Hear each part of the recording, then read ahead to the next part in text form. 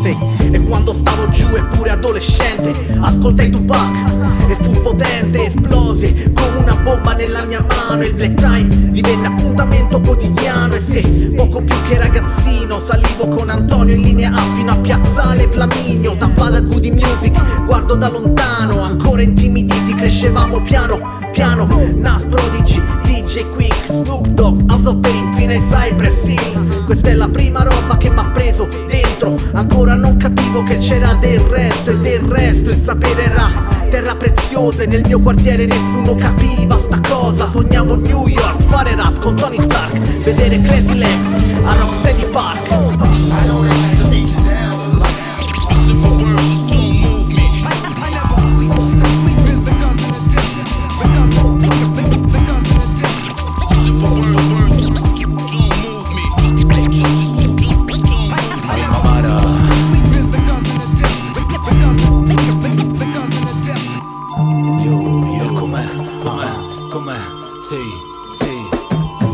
Una scintilla attiva la mia mente, il fuoco arde, la mia parte latente, m'hai donato calma e saggezza.